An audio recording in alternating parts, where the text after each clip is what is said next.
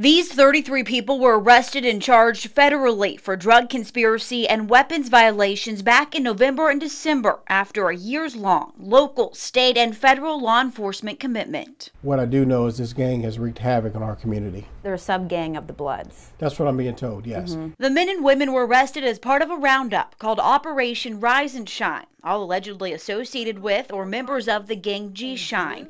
U.S. Attorney Sherry Leiden says it was formerly known as the Gangster Killer Bloods, who evolved from the Bloods gang in the 1990s in the Northeast. Subsets of it sprung up further south. Sure, we're seeing homicides, we're seeing shooting into occupied dwellings, shooting into cars, assault on folks, and of course our typical drug interactions, arrest, and drug-associated violence. Horry County Police Chief Joseph Hill says when he became chief 3 years ago, he noticed problem areas like Longs, Poplar, Fremont, where the G-Shine gang was operating, with issues bigger than what his department could tackle on its own. And what about these areas like Poplar? What makes them difficult and harder to patrol? They are traditional communities. These are communities that are occupied by folks who are third, fourth, fifth generation Horry County and further back. They are scattered all throughout. You have manufactured homes, you have single family homes, you have homes that are tucked in the wood line. So, you know, in order for us to get surveillance on, it's very difficult. One of the two named ringleaders of G-Shine, Aaron DeMond Stanley, ran a stash house near a wood line on Live Oak Road in Longs. Federal court documents show he instructed at least 5 other people to sell heroin, fentanyl, and crack cocaine on his behalf. Agents wiretapped his phones and intercepted 1,300 calls.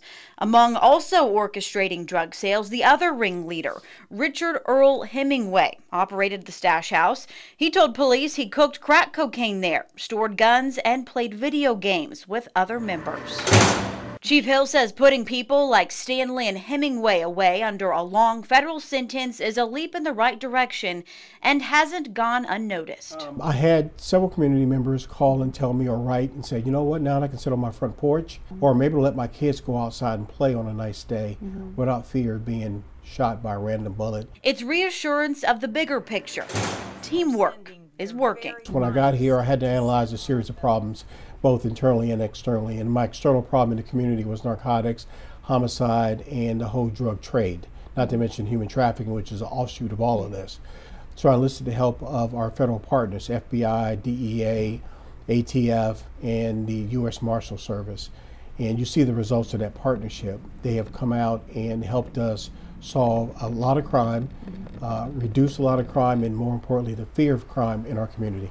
Lieutenant Thomas Del Percio we run 150 calls a night. has seen the benefits from the communities he's grown to know in his 20 years as an Horry County cop. The federal agencies rely on us for boots on the ground, intelligence-wise and investigative services-wise. And when Chief Hill came in, he had some ideas about other partnership with other federal agencies, specifically the FBI.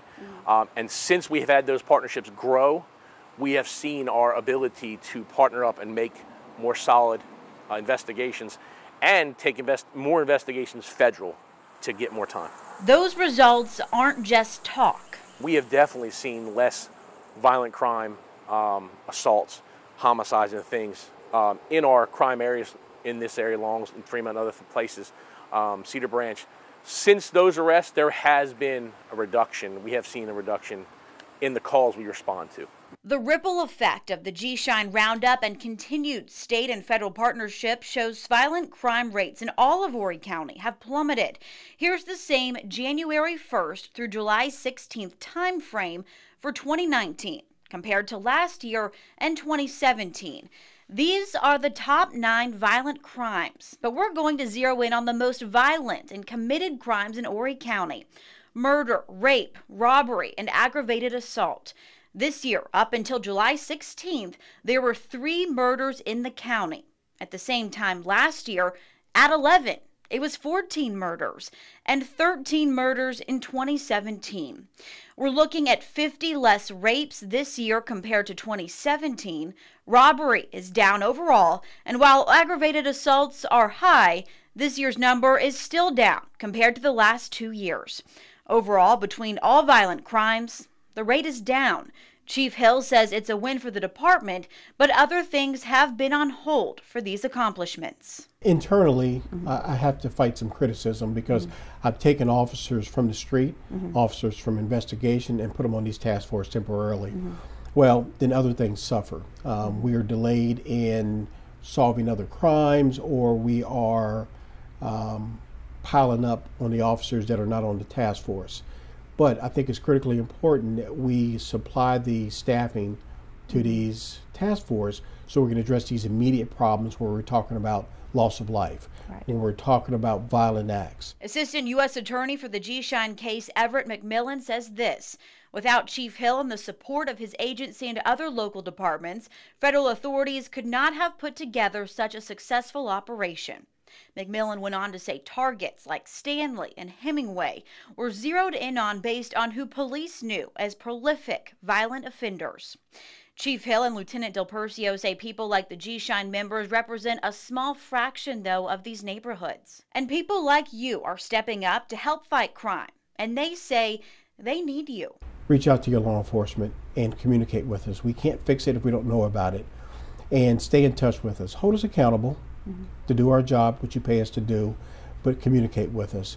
And, try to get out and enjoy the community and the life you've built. And if you're involved in criminal acts, you can either stop or you can go to jail because we're coming after you. All right, anything else you want to add? All right, perfect. I'm going to ask Sam's questions now. What did I do? Does my phone work? Do you mind handing me just one of them? Will do. Thank you very much. I find this stuff so interesting. Sorry if it went like a little long. Okay, let's see. All right, Sam's questions are, can you speak on the collaborative efforts the department has had with the FBI and DEA in attacking illegal narcotics and other opioids? Okay, did we already cover that? You want me to start kind of recapping? Just kind of, yeah, because I'm